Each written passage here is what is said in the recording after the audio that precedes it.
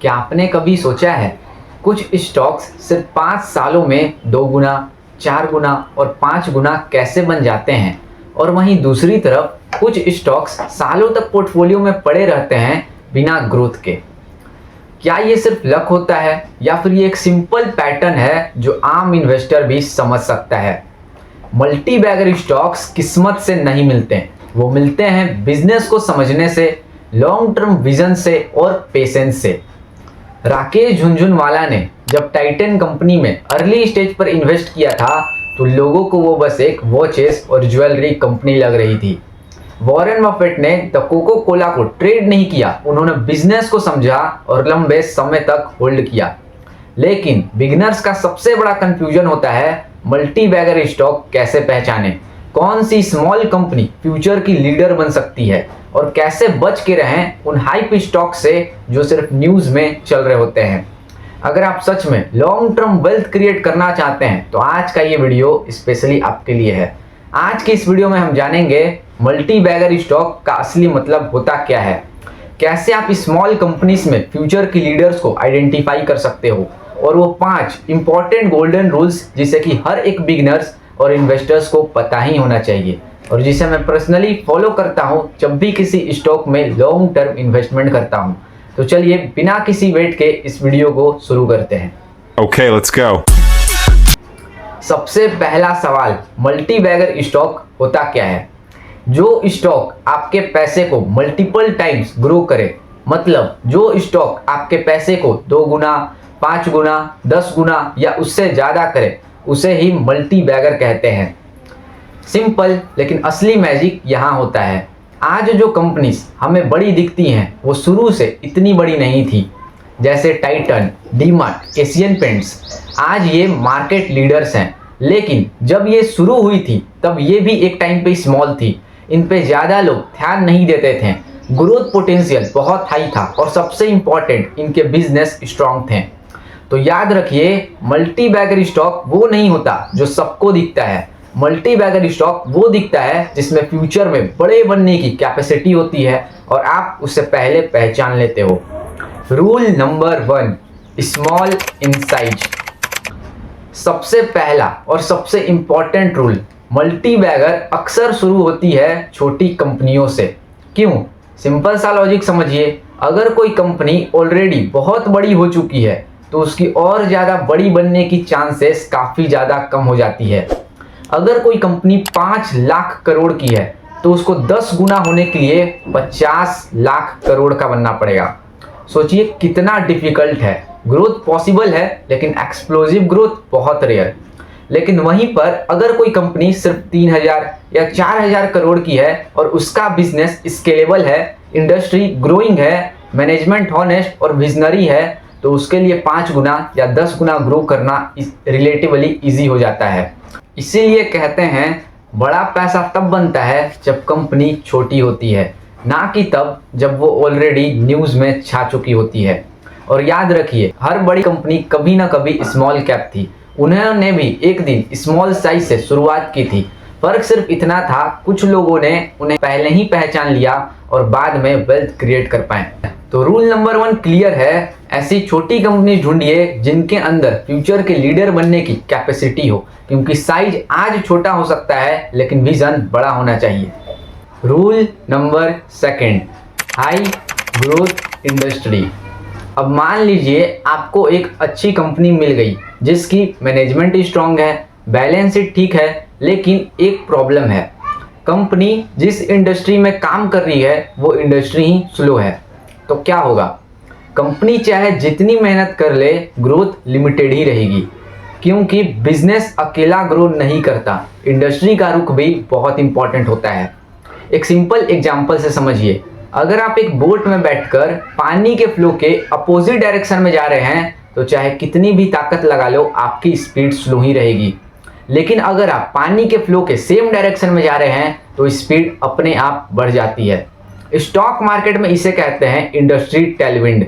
Multi bagger अक्सर वहीं मिलते हैं जहां पूरी इंडस्ट्री साथ साथ ग्रो कर रही हो, जैसे renewable energy, capital market segments और डिजिटल पेमेंट्स। इंडिया जैसे डेवलपिंग कंट्रीज में ये पूरे सेक्टर्स ग्रोथ स्ट्रक्चरल फेज में है। वॉरी एनर्जीज का ही एग्जांपल ले लीजिए। ये कंपनी एग्रेसिवली अपने सेक्टर में फोकस कर रही है। Solar, EV charging, green transition, ये सिर्फ एक कंपनी की स्टोरी नहीं, पूरे सेक्टर का ट्रांसफॉर्मेशन है। और जब trend plus strong business combine होते हैं तो ग्रोथ मल्टीप्लाई होती है। तो रूल नंबर 2 क्लियर है, ऐसी कंपनी ढूंढिए जो सिर्फ अच्छी नहीं हो बल्कि एक ग्रोइंग इंडस्ट्री में हो, क्योंकि जब हवा पीछे से चलती है तो अच्छी कंपनी भी बहुत स्पीड दौड़ती है। Rule number 3, strong and honest management. एक सिंपल सवाल पूछता हूं, अगर आपको एक शिप में 3 से 4 साल का सफर करना हो तो आप क्या देखोगे? शिप का कलर या कैप्टन का एक्सपीरियंस? स्टॉक मार्केट में भी सेम रूल लगता है। स्टॉक का प्राइस ऊपर नीचे होता रहेगा, लेकिन मल्टी बैगर बनने के लिए कंपनी की मैनेजमेंट हॉनेस्ट और विजनरी होनी चाहिए। क्योंकि बिजनेस को चलाता कौन है? मैनेजमेंट। स्ट्रेटजी कौन बनाता है? मैनेजमेंट। कैपिटल एलोकेट कौन करता है? मैनेजमेंट। इसलिए स्मार्ट इन्वेस्टर्स पहले नंबर्स नहीं, लोगों को देखते हैं। राकेश झुनझुनवाला भी मैनेजमेंट क्वालिटी पर फोकस करते थे। वो कहते थे अगर मैनेजमेंट स्ट्रांग है तो कंपनी टेम्पररी प्रॉब्लम से बाहर निकल सकती है। तो आप क्या चेक करें? प्रमोटर होल्डिंग इंक्रीज हो रहा है या स्टेबल है या नहीं। क्योंकि अगर प्रमोटर को अपने बिजनेस पर खुद भरोसा नहीं है तो हम और आप जैसे इन्वेस्टर्स को कैसे हो सकता है? क्या कोई फ्रॉड हिस्ट्री तो नहीं है? क्या डेट कंट्रोल्ड है या मैनेजमेंट अननेसेसरी रिस्क ले रहा है? पास्ट ट्रैक रिकॉर्ड कैसा है? जो भी प्रमोटर्स ने प्रॉमिसेस किए थे वो पूरे हुए या नहीं? याद रखिए, वीक मैनेजमेंट स्ट्रॉन्ग बिजनेस को भी बर्बाद कर सकता है, लेकिन एक स्ट्रॉन्ग मैनेजमेंट एवरेज बिजनेस को भी लीडर बना सकता है। क्योंकि मल्टी बैगर्स हमेशा नंबर से नहीं बनते, वो बनते हैं विजन प्लस इंटीग्रिटी से।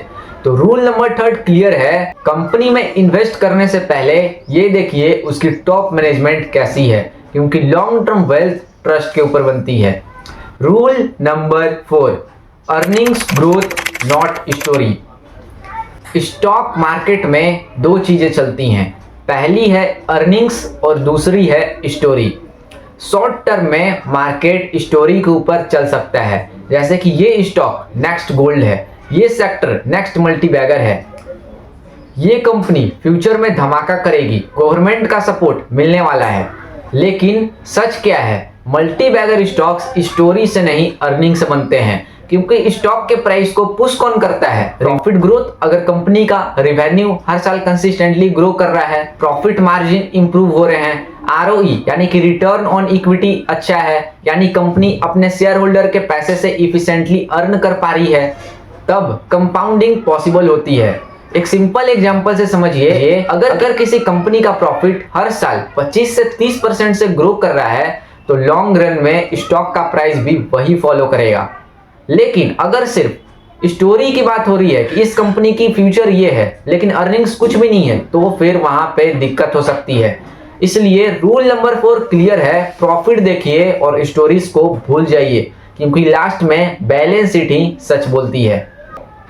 Rule number 5, patience is the real multiplier. तक हमने कंपनी का साइज देखा, इंडस्ट्री देखी, मैनेजमेंट देखी और अर्निंग्स देखी, लेकिन एक चीज जो इन सबसे ज्यादा इंपॉर्टेंट है और वो है टाइम। मल्टी बैगर्स अक्सर 6 महीना या 1 साल में नहीं बनते, वो 4, 5, कभी कभी 10 साल का टाइम लेते हैं। इंपॉर्टेंट ये है कि लोग स्टॉक तो लेते हैं लॉन्ग टर्म के व्यू से, लेकिन पेशेंस शॉर्ट टर्म का रखते हैं। प्राइस थोड़ा गिरा, पैनिक, मार्केट क्रैश हुआ, सेल, न्यूज निगेटिव आई, एग्जिट। लेकिन वेल्थ कैसे बनती है? कंपाउंडिंग से, और कंपाउंडिंग सिर्फ एक चीज मांगती है और वो है टाइम। वॉरेन बफेट ने बिल्कुल सही कहा था, the stock market transfers money from the impatient to patient person. एक बार सोचिए, अगर किसी कंपनी का बिजनेस स्ट्रांग है, मैनेजमेंट हॉनेस्ट है और नंबर्स ग्रो कर रहे हैं, तो लॉन्ग टर्म कंसोलिडेशन या डाउन साइज का मतलब क्या हुआ? वीक हैंड्स को बाहर निकालना। हिस्ट्री देखिए, जब जब एक अच्छी कंपनी में डाउनफॉल आया है वो बहुत तेजी से रिकवर भी हुआ है, और जो होल्ड करते हैं वही रिवॉर्ड पाते हैं। इसलिए रूल नंबर 5 क्लियर है, राइट स्टॉक चूज करना तो इंपॉर्टेंट है, लेकिन उसे होल्ड करना और भी ज्यादा इंपॉर्टेंट है। आज के इस वीडियो में हमने टोटल 5 रूल समझे। सबसे पहला स्मॉल इन साइज, दूसरा हाई ग्रोथ इंडस्ट्री, तीसरा मैनेजमेंट कैसा है, प्रमोटर्स को अपने बिजनेस के ऊपर कॉन्फिडेंस है या नहीं, चौथा अर्निंग्स को देखिए, स्टोरी के पीछे मत जाइए, और end of the end patience is the real multiplier. अगर आप इन पांचों रूल्स को अच्छे से फॉलो करते हैं तो आपका पोर्टफोलियो एक वेल्थ बिल्डिंग मशीन बन सकता है और आप वैसे स्टॉक्स को आइडेंटिफाई कर सकते हैं जो आज तो छोटे हैं लेकिन फ्यूचर में बहुत बड़े बन सकते हैं और आप रैंडम स्टॉक्स नहीं चूज करेंगे। अगर आप वैसे इन्वेस्टर हैं जो मार्केट को समझकर, सोच समझकर पैसा लगाना चाहते हैं तो द स्विंग अकेडमी आपके लिए काफी हेल्पफुल रहने वाला है। अगर वीडियो अच्छा लगा हो तो इस वीडियो को जरूर से लाइक करिए, चैनल को सब्सक्राइब करके जुड़ जाइए द स्विंग अकेडमी के साथ। हम मिलते हैं अगले वीडियो में एक नए टॉपिक या फंड के साथ। Till then invest smart, stay consistent. मैं हूं अर्जुन और आप देख रहे हैं द स्विंग अकेडमी। जय हिंद।